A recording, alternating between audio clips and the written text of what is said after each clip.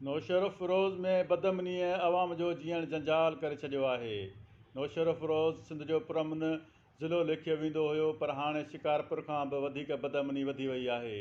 नौशर फ़िरोज़ भरिसां ॻोठ खाई ममन वटि 20 खां मथे हथियारबंदनि नेशनल हाईवे जे ॿिन्ही पासनि खे बंदि करे ईंदड़ वेंदड़ गाॾियुनि मां केतिरनि कलाकनि ताईं फुरलुट कई। फुरलुट दौरान गाॾियुनि जे ड्राइवरनि ऐं मुसाफ़िरनि ते तशदुद कंदा रहिया, जंहिं करे नेशनल हाईवे जे ॿिन्ही पासनि सां सवें गाॾियूं बीहजी वयूं।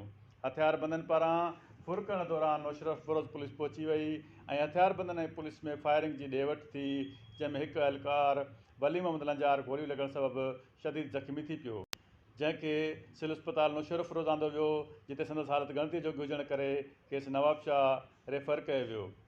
ज़िले अंदरि वधंदड़ बदअमनी जो सेशन जज नौशर फ़िरोज़ महबूब अली जवाहिरी सख़्तु नोटिस वठंदे हिकु लेटर जारी कयो आहे, जंहिंमें नौशर फ़िरोज़, मोरो, कंडियारो, फिरिया, हालाणी, दर्स, सदूजा थाणनि जे SHOs खे सख़्तु हिदायतूं जारी कंदे वार्निंग ॾिनी आहे त हाणे जेकॾहिं नेशनल हाईवे सां का फुर जी वारदात थी त हद जे थाणे जे SHO ख़िलाफ़ु कार्रवाई कई वेंदी। ॿिए तरफ़ ज़िले जे मुख़्तलिफ़ रोडनि तां हथियारबंद सरगर्म रहिया ऐं मोटरसाइकिलूं फुर कंदा रहिया। खानवाण कोटड़ी रस्ते तां नवीद राजपूत खां मोटरसाइकिल फुर करे विया। बिरिया सिटी ठारूशाह रोड तां कासिम सोलंकीअ खां हथियारबंद मोटरसाइकिल खसे विया। सदूजा भरिसां नेशनल हाईवे सां एहसान चांडियो खां हथियारबंद मोटरसाइकिल ऐं 20,000 फुर करे फ़रार थी विया।